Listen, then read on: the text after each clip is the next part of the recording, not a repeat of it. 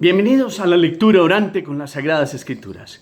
Seguimos en este camino ya viernes de la segunda semana de Pascua y vamos a empezar a escuchar el capítulo 6 del evangelista Juan. Hoy hasta los versículos 1 al 15. Primer momento, lectura del texto. Después de esto se fue Jesús a la otra ribera del mar de Galilea, el de Tiberíades, y mucha gente le seguía porque veían los signos que realizaba en los enfermos. Subió Jesús al monte y se sentó allí en compañía de sus discípulos. Estaba próxima la Pascua, la fiesta de los judíos.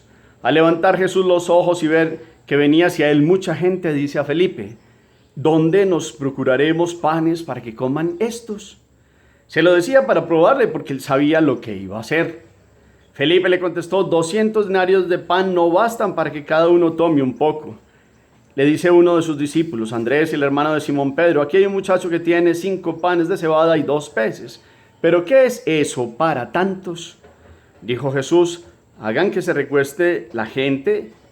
Había en el lugar mucha hierba, se recostaron pues los hombres en un número de unos 5,000. Tomó entonces Jesús los panes y después de dar gracia los repartió entre los que estaban recostados, y lo mismo los peces, todo lo que quisieron. Cuando se saciaron, dice a sus discípulos: recojan los trozos sobrantes para que nada se pierda. Lo recogieron pues y llenaron 12 canastas con los trozos de los 5 panes de cebada que sobraron a los que habían comido.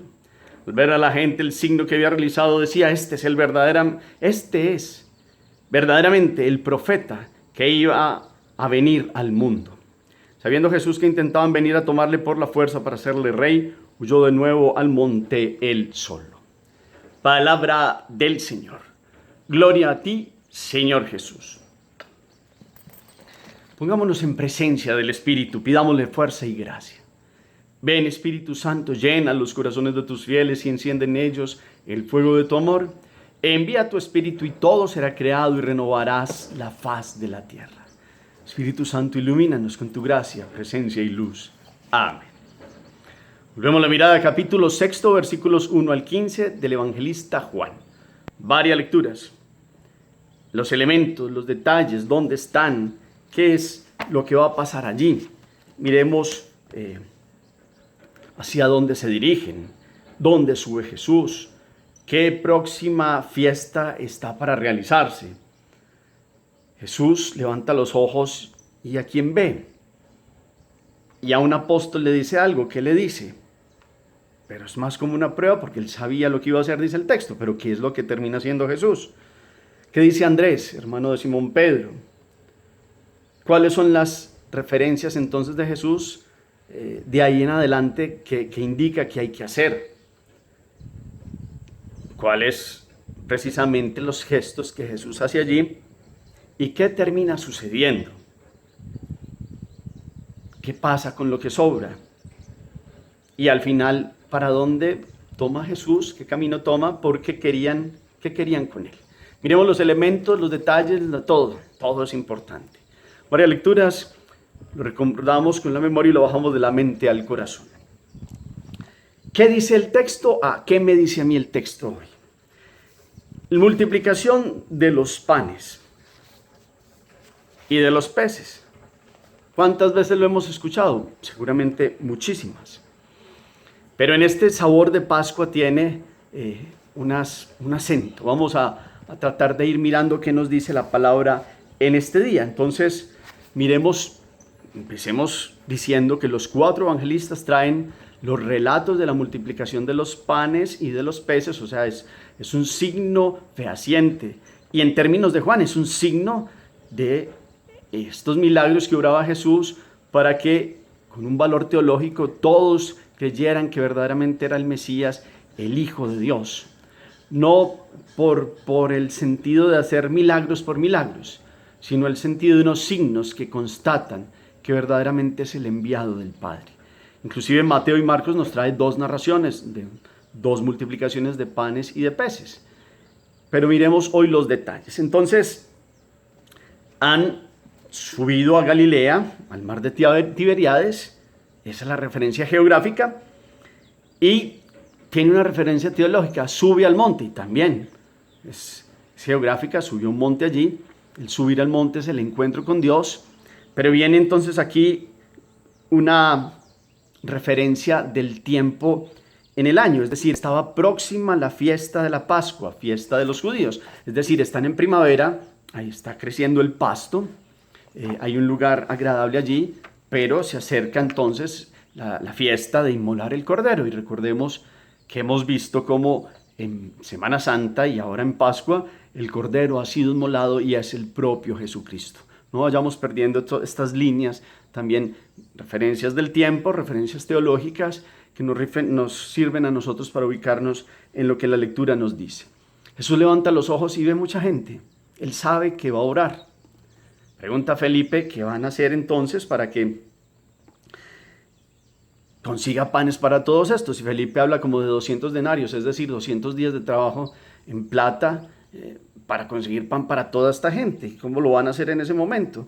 Y Andrés hace una referencia de que aquí hay un muchacho que tiene 5 panes de cebada, y 2 peces. Pero ¿qué es eso para tantos?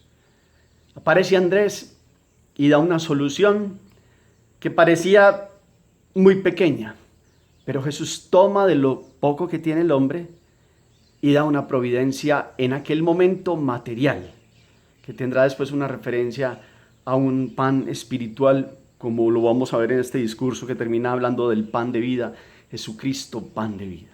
Pero aquí sacia el hambre física de muchos que querían seguirle porque realizaba muchos signos, porque curaba enfermos y porque estaban viendo todo lo que hacía Jesús. Entonces, aquí hay algunos gestos de Jesús donde toma los panes, da gracias.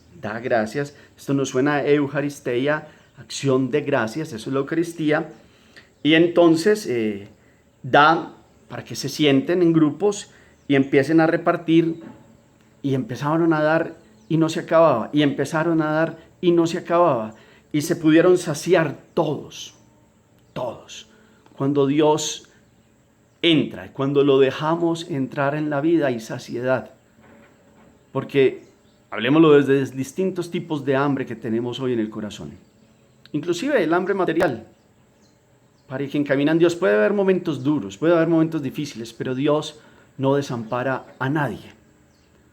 No nos quedemos con las dudas que de pronto tuvieron Felipe y Andrés y que le tendríamos también nosotros porque parecía algo imposible. Pero ¿qué hay imposible para Dios? Hoy que está viviendo usted hoy en su vida, Dios es este Padre providente. Las necesidades materiales sabe que necesitamos y Él está dispuesto a darnos toda su fuerza. Es decir, nos cruza de brazos, es hacer lo que hay que hacer nosotros, pero Dios responde. Pero esto es un gesto que nos va a llevar mucho más allá porque Dios quiere inclusive que nada se pierda en aquel momento, guardan los trozos de comida, porque esto es un don de Dios y uno no puede desaprovechar los dones de Dios. ¿Será que usted y yo en algún momento hemos desaprovechado la providencia de Dios? Hemos desaprovechado los dones de Él. Esa es una línea de meditación que le propongo. Ya mirando cómo Él también nos ha respaldado siempre. Y por difíciles que sean los momentos, yo creo que a usted y a mí no nos ha faltado. Algún día hubo alguna carencia, pero sirvió como aprendizaje para valorar lo que Dios nos da. Porque muchas veces somos nosotros los que lo rechazamos a Él. O muchas veces nos obstinamos tal vez. El pensamiento de Felipe lo llevaríamos al extremo de decir esto no se puede hacer, no se puede, esto no alcanza. Y resulta que para Dios no hay nada imposible. Dios todo lo puede. Pero miremos también hoy como 3 dimensiones. Hay una dimensión de valor mesiánico, es un signo verdadero del Hijo de Dios. Hay una intencionalidad eucarística, tomó acción de gracias, repartió el pan, en este lado y también los peces, y los entregó. Y hay una referencia eclesial porque ese era un pueblo itinerante el que lo estaba buscando en aquel momento, pero la iglesia es un pueblo itinerante ahora en el tiempo y en el espacio, y camina siempre con hambre y una sed de buscar a Dios en todos los momentos, y solo Jesús, como pan eucarístico, llega a saciar el hambre del pueblo de Dios. Miremos estos 3 elementos.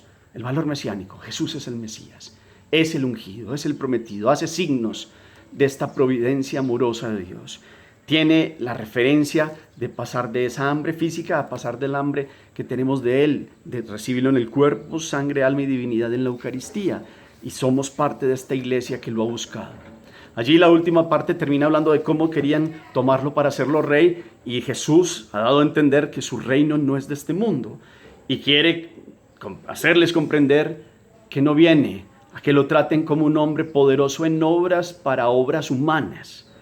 La obra es la obra del reino, y ese reino tiene un rey que es el humilde, el sencillo, el amigo de los pobres, el amigo de los humildes, aquel que viene a entrar en los corazones y a derribar todas las intenciones contrapuestas a el reinado de Dios, que es amor, paz, misericordia y bendición.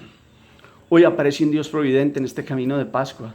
Hoy estamos felices en la Eucaristía porque este Jesús que murió ha resucitado para que nosotros tengamos muerte a lo que nos mata y resucitemos con Él a la vida eterna. Tenemos la referencia eucarística, tenemos la claridad de que es nuestro Mesías, Salvador, el ungido de Dios, y tenemos la referencia de que hacemos parte de este pueblo que es la iglesia, que sigue itinerante y que sigue buscándolo todos los días en el pan y el vino consagrados.